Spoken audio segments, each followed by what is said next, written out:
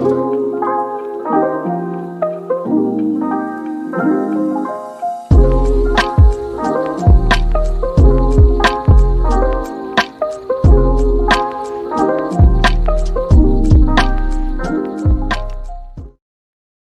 at it.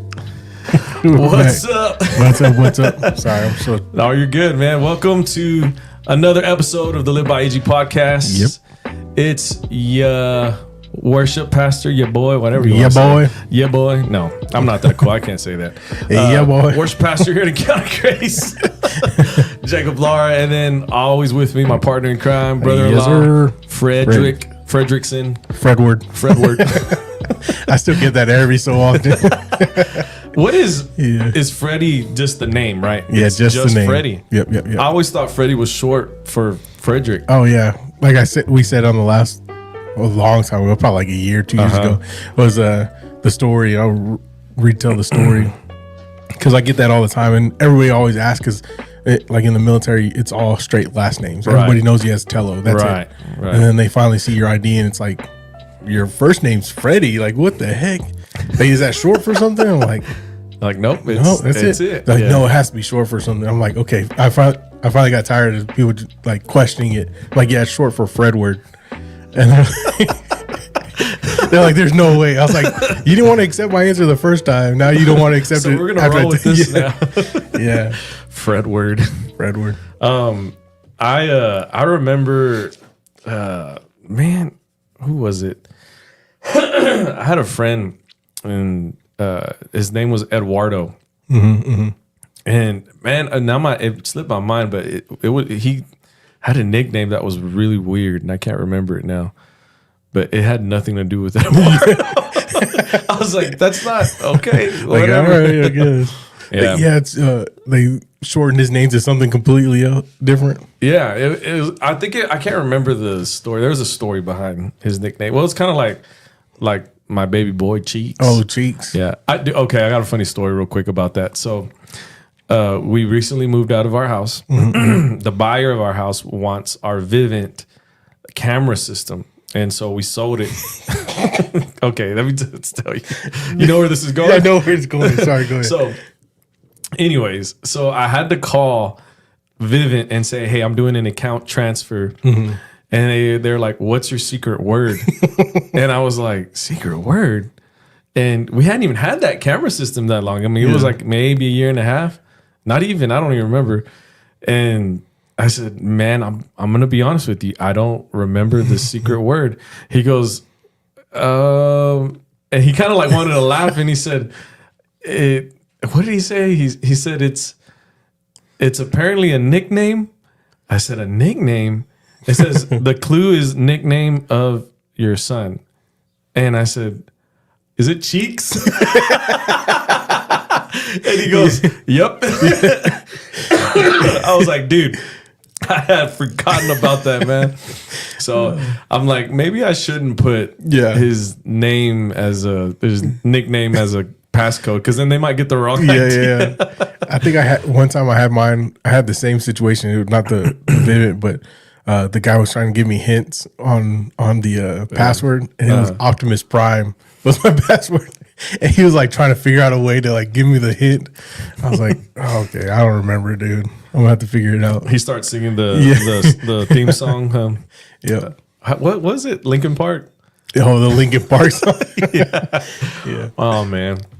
No, there was so I got another funny story. So earlier we went to the mall.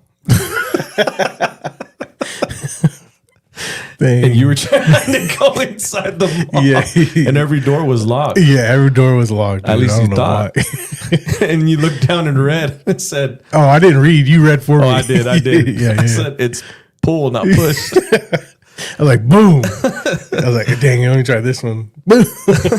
Like, nope, that is not. You know what's crazy? So, like, there's like 4 different sets of doors, right? Yeah. And I was like, man, I don't want to touch the far right or the far left door, because that's where the main traffic goes, you know? And the handles are going to be nasty. I was like, I don't want to touch the handles. Yeah. So I was like, I'm just going to go down the middle one. And I was like, boom. I was like, all right, maybe they're just locked like normal. Like, I don't know why. second one happened, that's whenever you called me out. Wait, so you think the end doors are the ones that get the most? Oh yeah, for traffic? sure. For sure. That's my train of thought. That's where I see I'll be people honest, go like to. my mind goes immediately to the middle.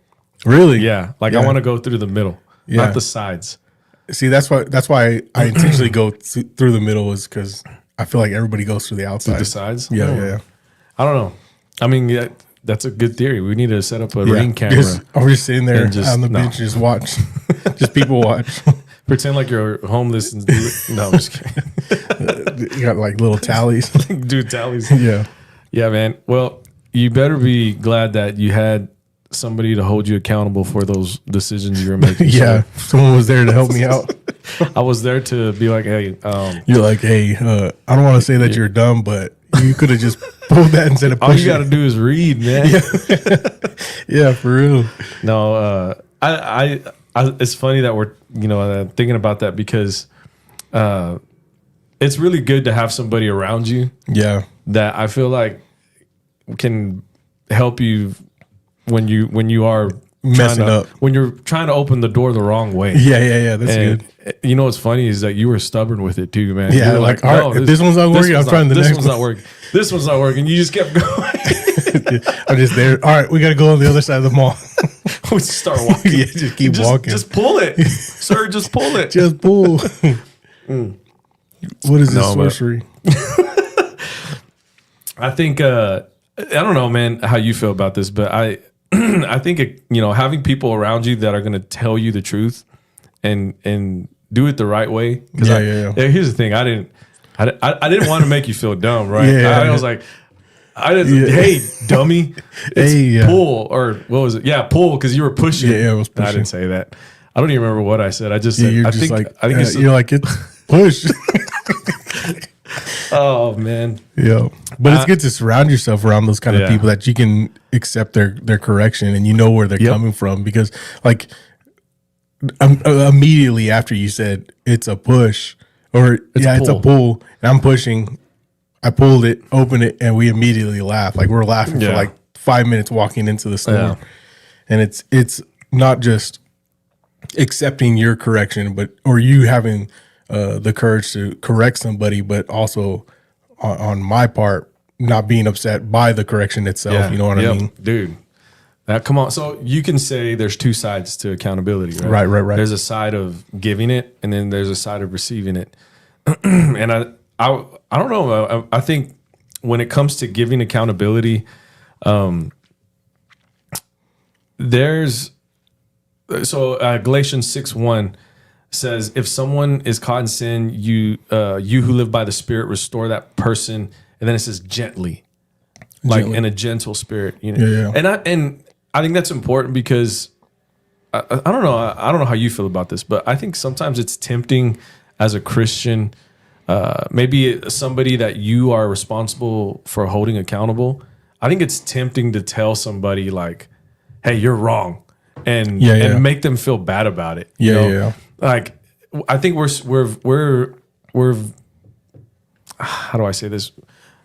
A lot of Christians, I'm not saying all, but I feel like there's certain Christians who are like chomp at the bit to tell somebody when they're wrong, because we're like we've changed our mindset about life, right? We're like, this is wrong according to the Bible, and this is right according to the Bible. Yeah. So when you see that wrong, it's like easy to just call it out, right? Yeah.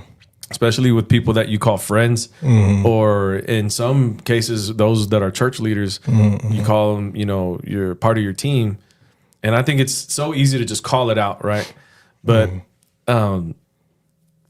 I in my perspective of doing that is, if you're gonna call it out, don't just call it out, but help them find how to fix that. You know what I mean? Yeah. I kind of I guess I compare it to this. It's like if I was let's say I'm like an experienced builder and I'm around some young guns that are still learning the trade. I'm no builder by no means. So my story might sound a little funny, but let's say we're building this house and I build this wall and the wall's a little crooked or it's off and it's bowed. And I'm like, hey man, look, this wall, I can show you where it's not square and it's this and that, and I can point out all the stuff, and then I might even say, boom, I'm tearing this down and you're going to build it back up the way I told you. I think there are some people that could probably hear me correct them and build it right. Yeah. But that's not all the time. Yeah, you you need don't get somebody that all to the help time. model that, to be like, okay, let me show you what you did wrong and how you can get better at this. Yeah. I would equate that to like almost a discipleship. I don't know how Yeah, you yeah. think about 100%. that. Like there's this to me, and I say this every time. Like in my mindset, I always go back to like my military training and being a leader in itself. Like I'm in charge of a squad. Like I get all my guys, and it's like the initial, like the initial brief. I tell them first and foremost, I'm not perfect. I'm gonna make mistakes. There's 1,000 ways to skin a cat. We're gonna figure it out. I promise. If I tell you one way, it's better to make a decision than not to make a decision at all. If you make a wrong decision, okay, we can correct it. If you make the right decision, perfect, we got the job done. But if you just sit there and don't do nothing, then we're not making any progression whatsoever. Right. But giving that little forefront of I don't make every decision right allows them like that little leeway for them to talk to me and say, hey, you said this, but maybe you should do this. I'm like, okay. But that also takes it on to me to allow correction within myself. Yeah. You know what I mean?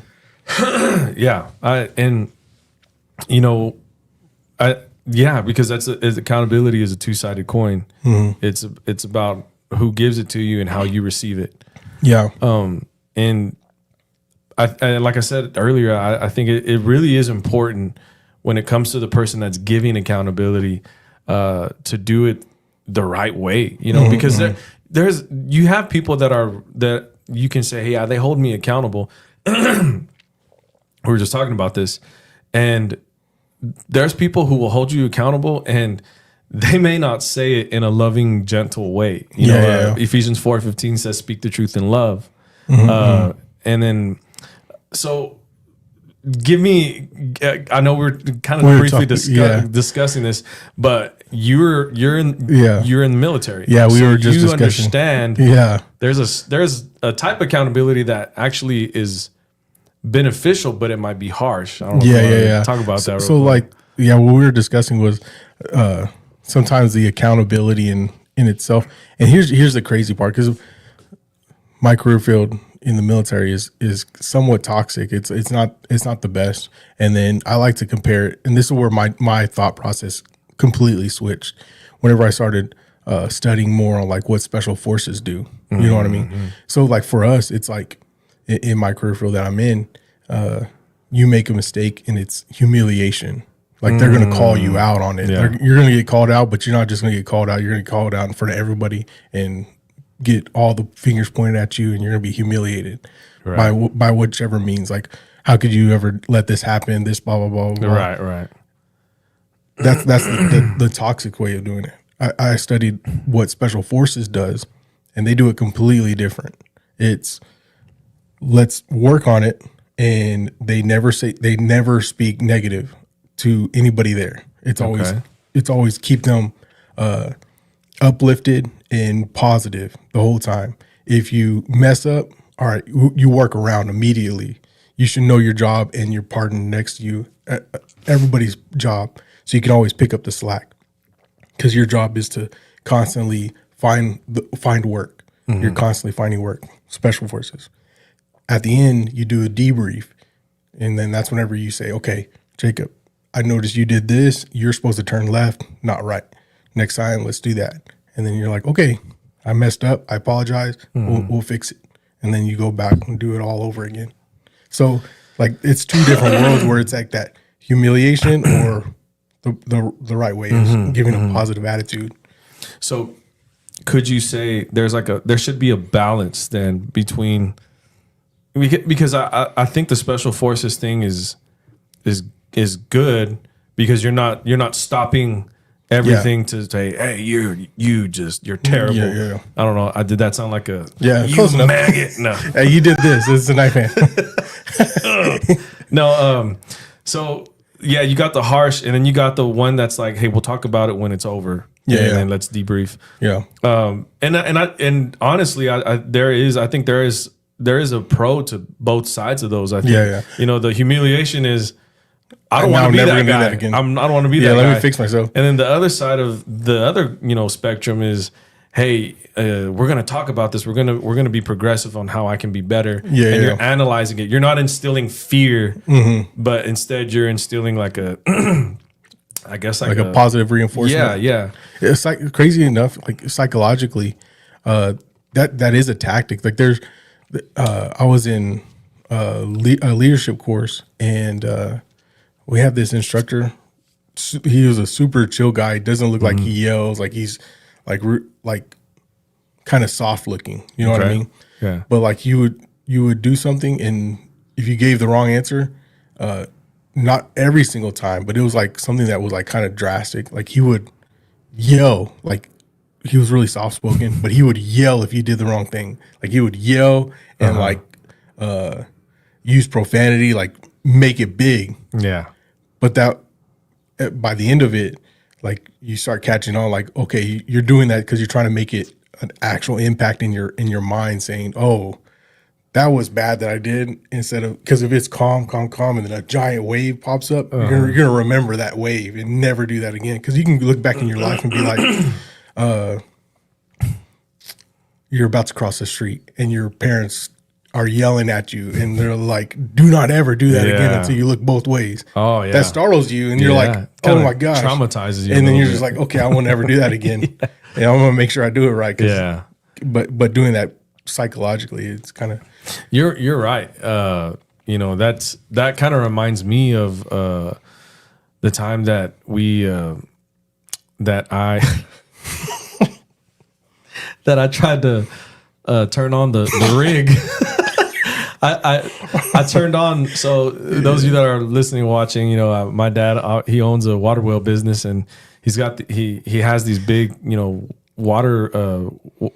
Excuse me, I can't say it. The rigs that pull the water wells, and one of them is a smaller one, but it's standard. It's not standard anymore. We switched that's the truck crazy, out. yeah. Yeah.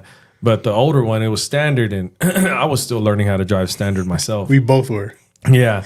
And he tells me, you know, hey, get the rig out of the shop. And so I hop in the rig and just crank it on. And for those of you that drive standard will know, you're always supposed to check. And even if you don't drive standard, this is very valuable this is information. valuable information. You make sure that your gear is in neutral, not in first or reverse or whatever.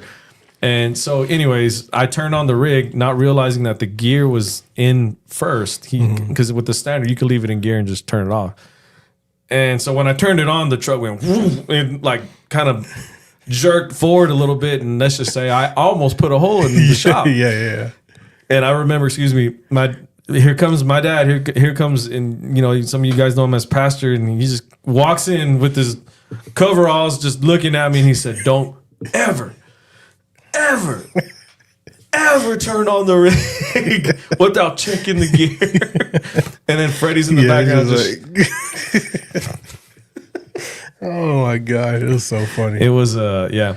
But you know what? That little moment, Yeah. because you know there was the mix of, oh crap, and then my dad's just Yeah. getting on to me, and then your Yeah. head shake. I'm like, I'll never do I'll that never again. do it again. You didn't get in, and you- that's the first thing you think of. Ask me if I've ever done it again. Yeah, right. No, it really helped me. But you know, I think that's where, you know, I kind of want to go to. If you want to, I don't know if you have the scripture up. Proverbs 27, verse 6. Yeah. 27. I like the amplified version that we were looking at earlier. It's really, really good. If you want to read it. Got you. Faithful are the wounds of a friend who corrects out of love and concern, but the kisses of an enemy are deceitful because they serve his hidden agenda. That's pretty good. You know, I like the way it's worded. The wounds from a friend. Does it mean that your friend was intentionally hurting you? No. But what it means is the truth that tends to be like harsh at times, right? Like I would rather surround myself with people that are willing to, tell me straight up, yeah. like, hey, don't do that. That's stupid. Hey, sorry you did that, but don't do that again. That was wrong. And it's almost like a mix of kind of like the military style with the special forces, and it's coming together, and like you're trying to tell them the truth, but now all of a sudden doing it in a godly way is you're approaching it with a gentle spirit, with love, and you're telling them like, hey, look, I know this is going to hurt your feelings, but you've been acting like a jerk lately. Yeah. What is going on? Yeah. Can we talk? Hey, when you were talking and you said this, and that, yeah, it came off really, really rude. And listen, I'm only telling you this because I love you and I want you to be better. It's like, you want that. Yeah. You know what I mean? Yeah. I prefer correction. I prefer anything. correction. Yeah. Like, tell me if there's a booger hanging out of my nose. Exactly. Tell me if I look dumb and stupid. Like, I need that. I like to think of it like as whenever in the Christian and church setting, like anytime we ever have like a leader has to talk to somebody or just correcting somebody in general, I like to think of it as the truth is going to throw off that devil that's inside, creating that deception. Yes. If you give them the truth immediately, it doesn't allow the devil to whisper something to come up with a comeback. Yeah. If you go like, whoa, if you kind of did, and then all that does is just allow that devil in your head to be like, see, this is exactly why you did this. This is exactly, and starts whispering this negative stuff that allows these comebacks to come and then fester all that anger and bitterness. If you just go in and be like, hey, look, like you said, the way you did that was kind of rude, but if these are the things that needs to happen in order, because you are a leader now, you shouldn't be doing these things, blah, blah, blah. Yeah. Then you're like, you threw that devil off because you gave the truth immediately, and there's like, okay, yeah. Honesty. Right. I feel like it's honesty in its pure form. Like, you're just being honest with somebody and telling them like straight up, and it may offend them. It may even clarify. Like, there might be times where you tell that person like, hey, you're coming off this way, or you look this way, you sounded this way. I'm just letting you know. And then all of a sudden that person's like, yeah, I'm going through this and that right now. And it doesn't give them an excuse, but it helps them realize like, hey, you're carrying over this burden or this thing, and it's starting to show. Leaking it's out leaking out of your personality. It's leaking out of everything that you're doing right now. Yeah. It doesn't look good. And a lot of times, man, I feel like it works right when correction or accountability is done in love. Yeah. Correction should never come from pride or this superior type of mentality. Like, I'm gonna tell you what you're doing wrong. It's if it comes from love, man, it's still gonna hurt. I feel like you have to understand that when somebody's gonna hold you accountable in love, it's not gonna feel like a pat on the back. Yeah. It's not gonna feel like, oh, you're doing a great job. No, like it's, hey, I love you, man, but we need to work on this. Like, hey, what's going on? Let's talk. You know, that was actually my approach as a teacher when I was teaching at Cooper. I would see like my students and shout out to my professors at LCU, because some of the greatest teachers I've ever had. Very passionate about education, and they gave me a whole new perspective on holding kids accountable. Yeah. And one of the ways that I would do this is there was times where I'm teaching and I see a student just kind of dozing off or they're not paying attention. And so I had these tactics where I'm like, all right, everybody is going to work on this problem silently, individually, and I'm going to walk around and help. And then I go and find that kid that's being a goofball or just dozing off, and I meet them at their level and I'm like, hey, what's going on? You all right? I noticed X, Y, and Z. Do we need to talk? Is there something going on at home? Are you hungry? Are you mad? I'm checking on them before I'm trying to get them to do their work. So that way I can build this rapport with them where I'm like, hey, you got to trust me that I'm your teacher, and I don't just want you to do your work. I care about you as a person. And man, it worked really well. Like, that's awesome. Yeah, like, and don't get me wrong, it wasn't perfect all the time. I mean, they're teenagers, right? Yeah, they're thinking their own thing. Yeah, but what it did for me is it showed me the power of correction and accountability in love. Because I'm like, I'm not necessarily just wanting you to do the work. How are you as a person? Like, are you okay? And sometimes it would open up, sometimes it wouldn't, and that's okay. I wasn't going to force myself on them, but I would just remind them like, hey, you know, if they didn't want to say anything, I would just say, hey, I really need you to focus. If you can't, you know, then I can send you to, there was a room that we would send them to like quiet their mind and they can go work there. But I would always tell them like, I need your attention just for the next 15, 20 minutes. Yeah. But anyways, man, so I just kind of rambled. No, that's good. But I think that's accountability. Is love in action, you know? Yeah, for sure. I had 2 guys that I was like mentoring on this last deployment. They're, because I outranked them, and my intention was to build them to replace me pretty much. Right. And what I learned from the 2 is one was like perfect at like reading people. Like he could see like the slightest thing. Like, that guy has been kind of off. Did you notice this? Like, did you know these things? And it was good information for me because it allows me to understand like I'm weak in that area. I don't notice these little tasks. But he was really focused on like the personal, each person individually. And I'm like, okay, you're doing really good at that, but you also need to look at this aspect of leadership like as a whole. Like, just because they're hurting, they still got to perform their tasks and this and that. The second guy couldn't see that, and I'm like, don't worry about that. You're still really good at doing this, but taking each situation, and we would have to correct somebody, right? And I'd sit there and try to mentor him as much as I could, and be like, look, this is the situation. How do you want to approach it, right? He'd give me his opinion. I'm like, okay, well, this is what I would do. How do you place your next? How do you really want to approach them now that I told you what I would do versus what you would do? We kind of break it down little by little. And he's like, okay, I think I'm going to try it this way. We work through the problem, and it's always Murphy's Law. Something else is going to happen. They're going to give you some random information. They're going to throw the entire scenario off, of course. I'm like, play it out though.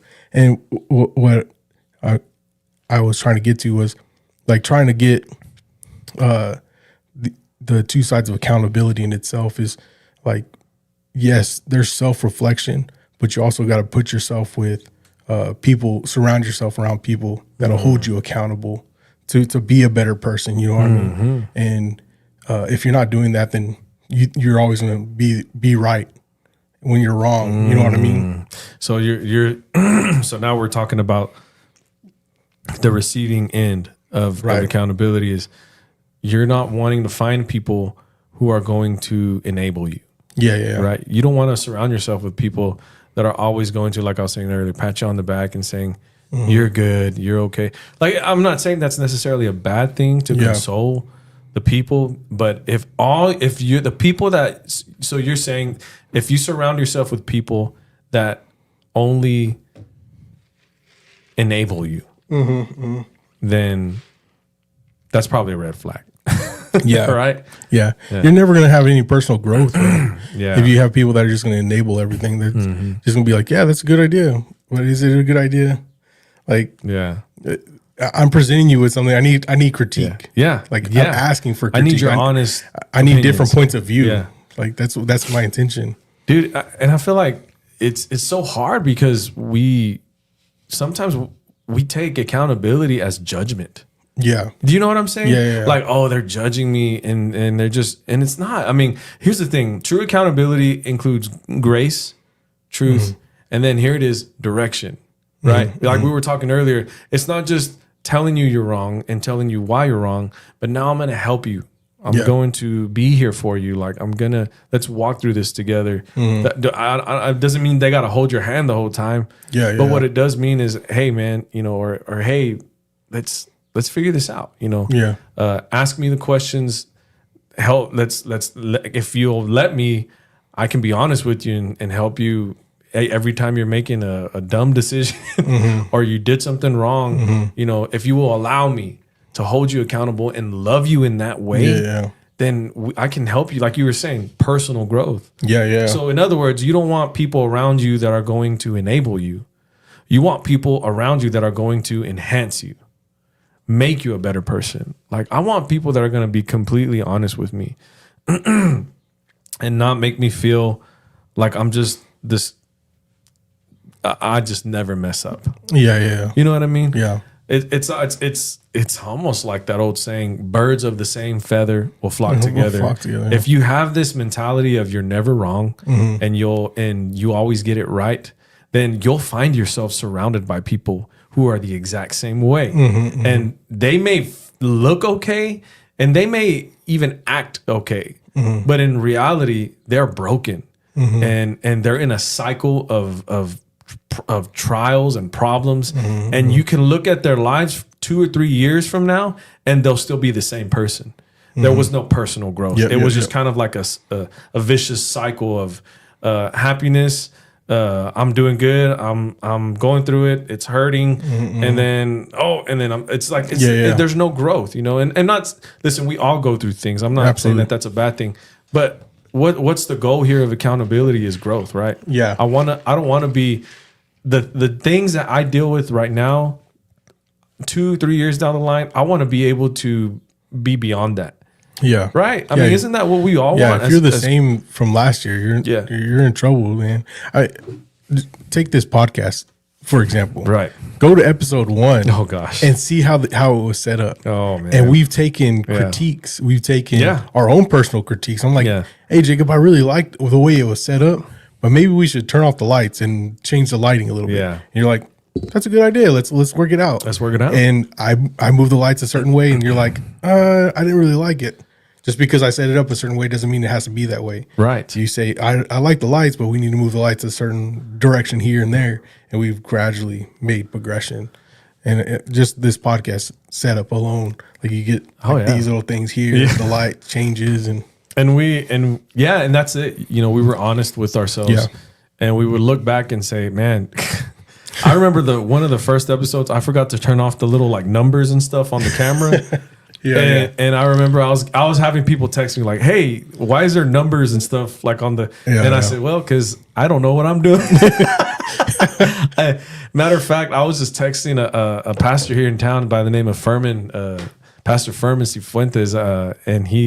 I'm at some point I want to have him on here, man. He's a cool guy. And I got to meet him a while back but I sent him our our YouTube channel and all that. And he's like, yeah, man, I'm watching some of the videos. And I thought, I wanted to tell him, don't watch the first ones because we're still, but all I told him was like, hey man, I said, I apologize. I said, we were still really learning the whole system. I said, I still am really, man. We're still trying to figure things out. 2-3 episodes back, you hit the wrong button. It was like, or something. Yeah, I did. I hit the air horn instead of but you know, man, I think when we confront somebody,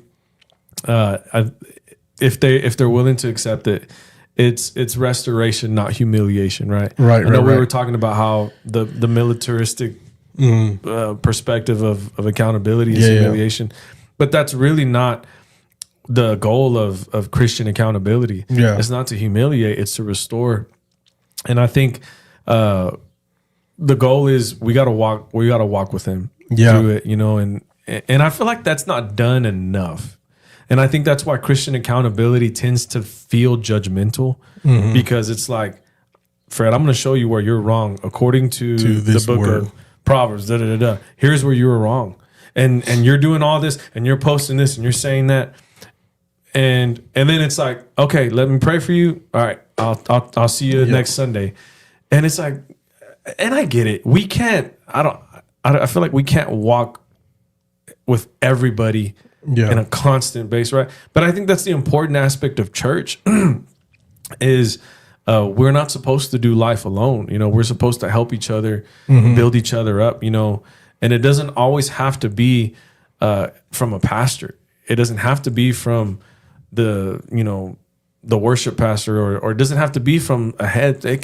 There are some great people in any church, you know, that that you can find and trust and say, hey, I need you to hold me accountable. Yeah. I think that's important, and there's, I think any leadership, Christian leadership, you always want people that you can really confide in and just say, hey, I need you to just tell me when I'm wrong. I think that's the best part about this ministry itself is like we are building leaders. Yeah. And you think back on how did you get into church?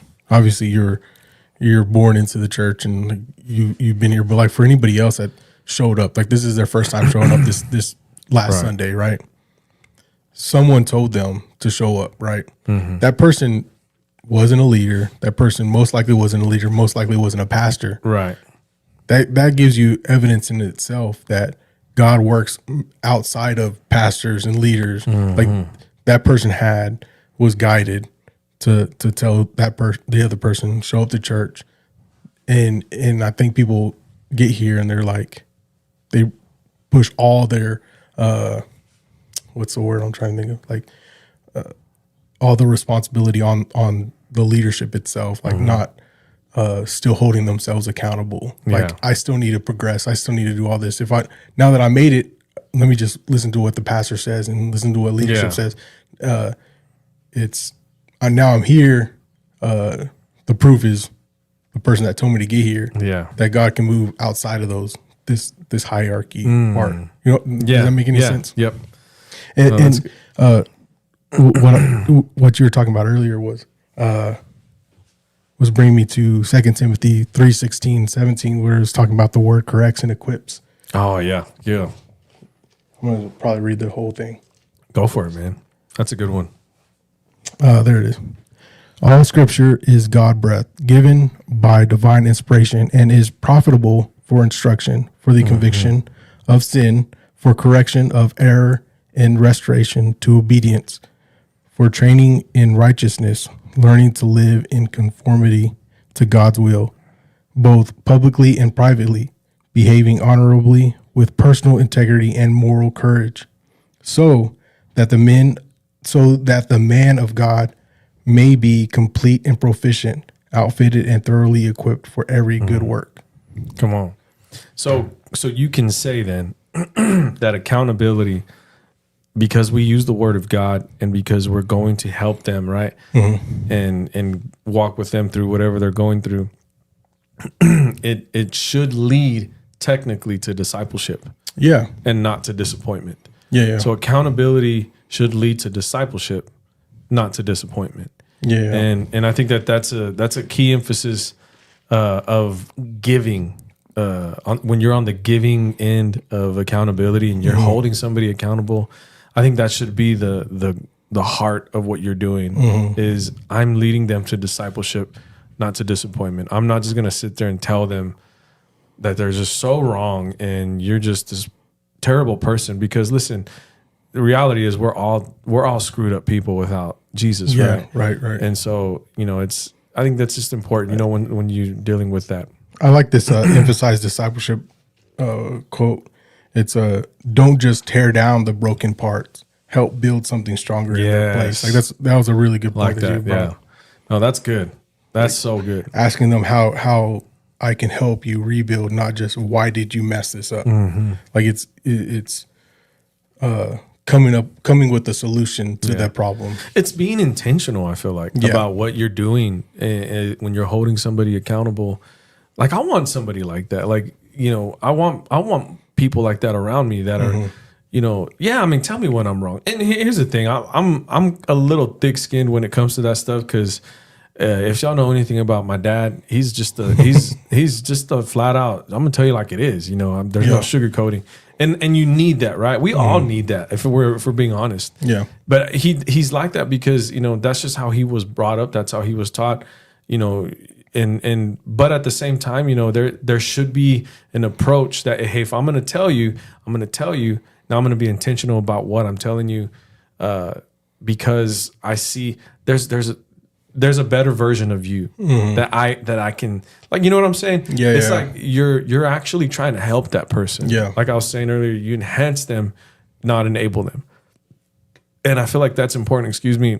If you're around people that never tell you that you're wrong or when you're wrong, Red flags. Yeah, red flags. Red flags. Well, let's talk about since we've been talking about giving accountability, and I want to focus a little bit on the other side of the coin. Right. Receiving. Like the receiving it. The receiving it. Yeah. Like I guess we could read Hebrews 12:11. Yeah. Let me find it. You want to find it? Yeah, I can read it for you. Hebrews 12:11. And let's see here. That's it. I got another good one. Okay, you find that one, and I'm gonna read Hebrews 12:11. Here we go. And I'm reading the CSB version. No discipline seems enjoyable at the time, but painful. Later on, however, it yields the peaceful fruit of righteousness to those who have been trained by it. So, obviously, that if we all relate to that, discipline, it sucks, right? It's not an enjoyable experience. Yeah. But it's like anything else in life, man. You know, if you want to be disciplined in anything, you have to be able to train your body to do the opposite of what your body is used to, which is comfort. Yeah, take it out of its comfort zone. Taking it out of its comfort. Sorry, go ahead. You were going to read it. You were going to read another one. Yeah, it was Proverbs 1. This one is pretty. I like to start this off like whenever I think of having to correct somebody. This is a scripture I always go back to, and it's like the affirmation of applying the word, and like this is how we're going to break it down, but we're not just going to leave you broken. We're going to build you back up. But whoever loves it's Proverbs 12:1. Whoever loves instruction and discipline loves knowledge, but he who hates reproof and correction is stupid. What version is that? That's amplified. Amplified is you're stupid. You're stupid. You are so dumb. You are really dumb. Let me see. No. There's the excuse me. NIV. NIV. Same. Is it the same? You are stupid. Yeah. I'm trying to find the one that says despises it. Well, it's. I mean, here it is. Whoever hates correction is stupid. Yeah. So when you know you're wrong, yet you don't admit it. I didn't say it. The Bible said it. You are stupid. You are stupid. So don't be stupid. You know, man, if we're being honest, we've all been there. I mean, nobody enjoys correction. Even now, man, like there's still times, I'm 34 years old, and there's times, man, where, my dad will tell me like, son, or my mom will tell me, son, you have to remember this, and that, and you can't just do this and that. Even Brittany, when we do it to each other, we'll correct each other, and we both, sometimes it's like we're like, yeah. But then we're like, we know it's truth, and it's truth that we need. Yeah. But it's just like I don't enjoy this, but I know I need it. Yeah. And it's so true. That scripture is just, it's spot on. It's not pleasant. It's not an enjoyable experience, but it does yield the fruit of righteousness. It helps you understand, like, hey, man, I'm better than this. I can be better than this. And when you're willing to accept it, then you're willing to grow. You can't grow if you won't be told the truth. Yeah, you won't be told the truth. I think it's important. You have to, if you're on the receiving end of accountability, ask yourself this question: what kind of people are holding me accountable? Yeah. Are they enabling me, or are they enhancing me? Right. There's a huge difference, because when you're being enabled, you're being patted on the back. You're being told you're okay. You're being told that you didn't do anything wrong. You're being told that everything that is happening in your life is. There's people that'll be like, it's just the devil. The devil did this, and I rebuke the devil. Listen, we wrestle not against flesh and blood. Yeah, we there's a spiritual battle out there. But if you're trying to push the door and it says pull, yeah. Let's get somebody that'll tell you, hey, it's you're never gonna get inside, dude. You're never gonna get to the next level. Yeah, I like to think of because it's like taking a second and think about who you surround yourself with, right? Yeah. Who's comforting you, who's confronting you, Yeah. right? And I've raised Aiden and Luke, my boys, like to do the same. Luke's still in a work in progress because he's little no filter and no way of Yeah. properly addressing it. Yeah. Like he'll just tell you, and you're just like, dude, you shouldn't say it that way. He's still learning like- Yeah. I guess the approach of But love. yeah, the love approach. But Aiden, like we were at the gym. Here's a perfect example. We're at the gym and we're doing the bench press and stuff, and we're lifting. And then I get up, and it's mind you, it's like a Monday, and it's like super packed in there. He leans in. He's like, "Dad, do you smell that? Is that you?" He's asking if I stink. I'm like, dude, that's not me. You can come check. He's like talking really soft. He's like, let me check real quick. I want to see if you stink. And he's like, okay, it's not you then. I was like, but he at least has the courage to confront me and say, hey, just to let you know, like there's something that stinks really bad. I'm gonna check if it's you. All right. Like He's looking out for you. Yeah, man. he's just looking out. And I gave him a hard time, and I corrected myself because I was like, I couldn't work out. Because I was telling Jessica, I was like, I was done working out because my son tells me I stink, and he's like, I'm sorry, Daddy. He was like, I'd rather tell you than not tell you. Yeah. I was like, true. I apologize. Don't listen to that part. Please correct me if I ever do anything like anything out of normal. Yeah. At least I doubled down. I was like, Yeah. You're doing the right thing. Always go. Don't be afraid to tell somebody. It's better to tell them than not. He's tell them willing at to all. confront you. Yeah, he's not afraid of confronting. That's exactly what we're talking about. You want to surround yourself with people that will confront you, not comfort you. Yeah. You know what I mean? Like, Yeah. it's okay, Dad. And there's, no, he's like, Dad, is that you? Like, are you sure? Did you take a bath? No. Just put some deodorant on Yeah. there. Did you remember for deodorant? I know we're fixing to be done here, and I don't want to keep you too long, Fred. But just to kind of finish off here, let's talk about people that you want to choose to hold you accountable. People like this, you want them to be people that are full of integrity, humility. They're willing to tell you the truth, even if it's uncomfortable. Man, you please find that kind of person in your life. Yeah. That will just tell you, like, whether you want to hear it or not, you need that kind of accountability. And I guarantee you there's somebody in your life that you can think of that, okay, yeah, they're always going to tell you something like directly, just call you out on something. Yeah. But if it's too aggressive and it's not out of God's love, that gives you the opportunity to step up and say, hey, I am glad you can tell me something and correct me on what, and I enjoy you in my life because you correct me. Yeah. But the way you approach it isn't the right way. Maybe you should look at it this way. Please continue to correct me, but approach it in a different direction. Yeah. And it still builds that same relationship. Man, that's good. I love that dynamic because it's willing to be honest. Yep. And from both sides. Yeah.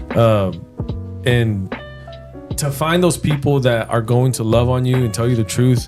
But here's another good point, that are willing to stay with you after the mess, after the mess up, after they're not going to just stand there and tell you, oh, you did wrong. All right, see you later.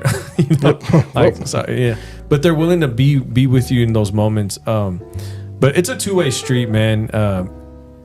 I think if you want to be more like Jesus, you have to walk it from both sides. You have to be able to know how to give it and know how to receive it. Because it's all about personal growth, right? I think you can grow as a person when you give accountability just as much as when you receive it.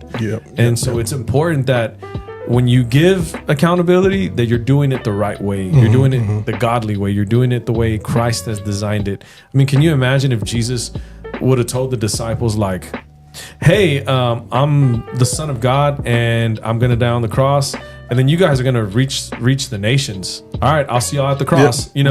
No, he walked with them. Yeah. And then he didn't just walk with them.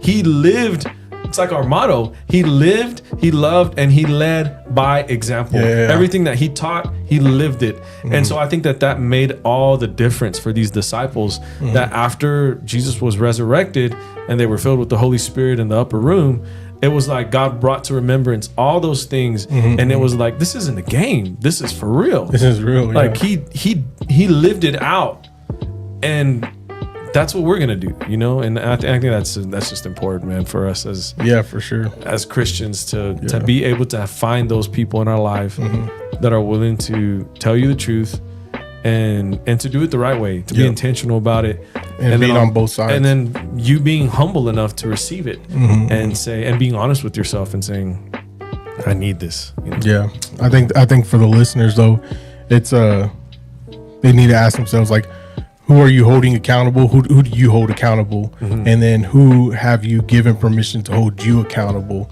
And go back and think about those things. Like, I remember telling Jacob, hold me accountable if I ever mess up on things. Go back and remember that, because if they come back and you don't want to be haughty and be like, who are you to tell me what's going on? Yeah. Go back and remember that. those things, because that's it's good. real easy to forget. That's good. You know what I mean? Yeah, that's, man. I wish we had more time on this, but dude, it's a good topic, and you know, hey, if you're listening, you're watching, we appreciate you. If you're gonna go back and watch this later, thank you. We have our YouTube channel, Encounter Grace Church. We have a playlist, Live by EG Podcast. You can also find this on Spotify, Apple Podcasts, and all the other ones. I don't remember what they're called, but most people just use Spotify. Yeah, Spotify, Apple Podcasts. Hey, but we love you, church family and friends.